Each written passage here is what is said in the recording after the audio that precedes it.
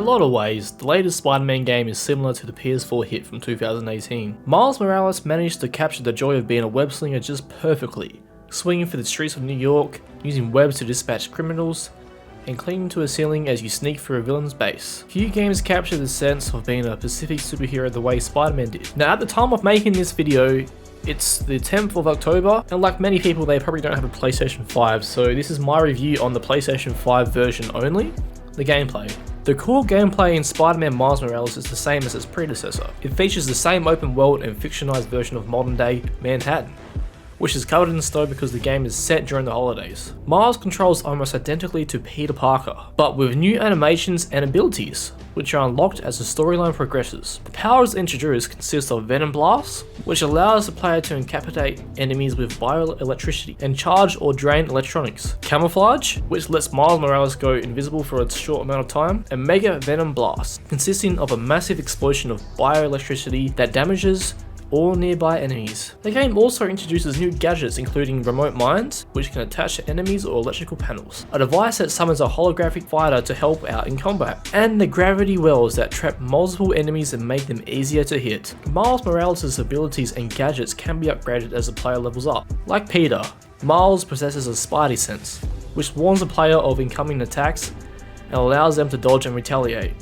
And web shooters, which fire lines of webs that can be used during both traversal and combat in several different ways. Miles can also jump, stick to surfaces, and fast travel using New York City subway system. Side missions have been significantly altered and are now accessed from the in-game phone app. Miles has several unlockable suits, some of which are based on existing versions of this character in the media, as well as the original suits created for the game. Many of these enhances Miles' abilities, such as allowing him to take less damage, stay invisible for a longer time, or regenerate Venom power faster. During certain sections of the game, players control Miles in his civilian persona and cannot use any of his abilities or gadgets. After more than a year of training under Peter Parker, Miles Morales has mastered his Spider-like abilities and established himself as the original Spider-Man's crime-fighting partner, though he still struggles to adapt to his new role. While escorting a police convoy carrying prisoners to the rebuilt Graph, Miles accidentally frees Rhino, who wreaks havoc in Harlem. While Miles stops the other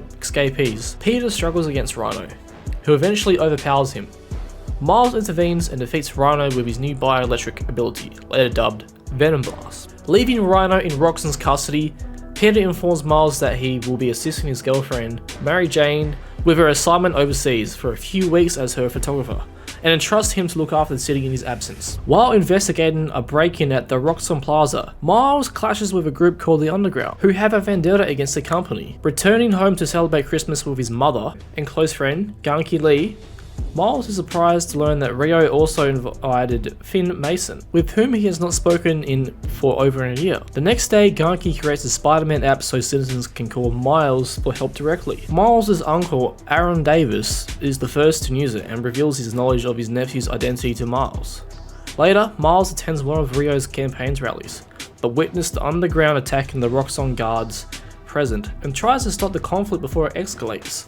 He soon discovers that the Underground are seeking Roxxon's experimental power source, Nuform, and that Finn is their leader, the Tinkerer. After further investigation, Miles learns that Finn wants to avenge the death of her brother Rick, who was poisoned while working on Nuform, and killed by Simon Krieger after attempting to sabotage the project. With assistance from Aaron, whom he learns is the Prowler, Miles discovers Finn's plan to ruin Roxxon by destroying the plaza with Nuform to highlight its dangerous side effects, which Krieger had been covering up.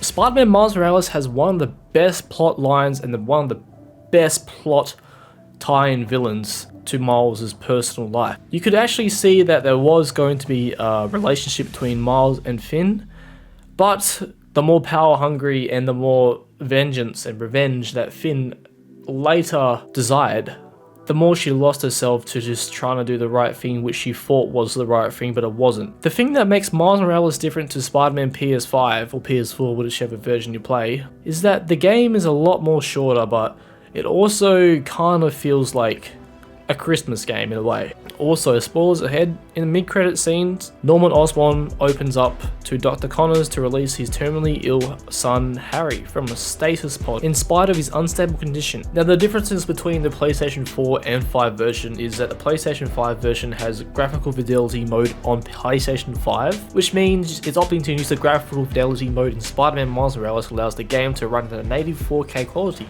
all while keeping a rock solid 30 frames per second. Fidelity mode prioritizes the visual experience for the player, ensuring that the game looks the best it possibly can at all times. This is a mode entirely exclusive to the PlayStation 5 version of the game.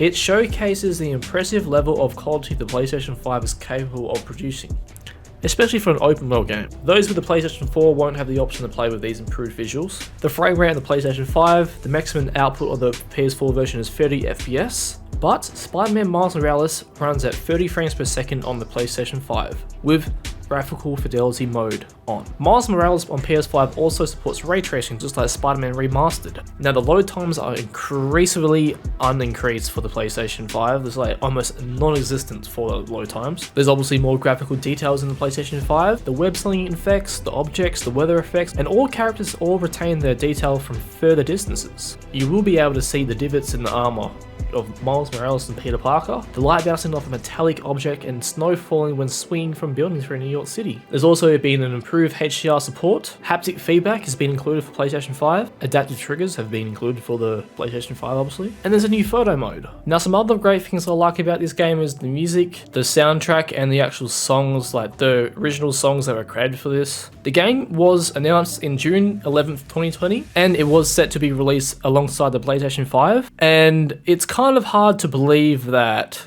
Insomniac have released Ratchet & Clank basically right after they released Spider-Man Miles Morales, which is crazy to think that we've had basically 2 Insomniac games within like 6 months, not even that. This shows you how fucking good Insomniac are of a company.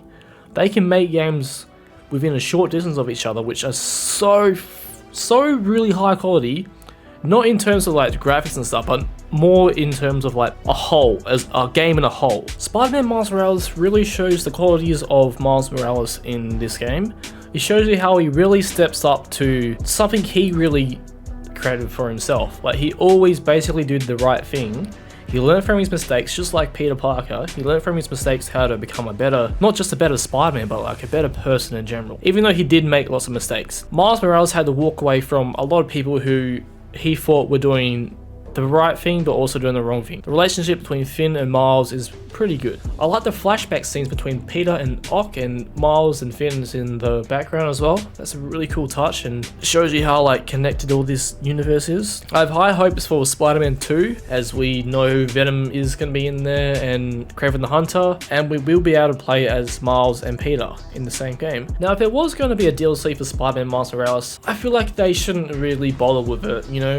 Even though Insomniac are really good at making games, you know, within a short period of time between the start of the year to the end of the year, or within like the 2-year gap of making games, I feel like we don't really need a Spider-Man Miles Morales DLC, but we still would be getting content, so it would be a good thing in a way, but also it would be a bad thing, because if we do get a Spider-Man Miles Morales DLC, it will be taking time away from development for Spider-Man 2.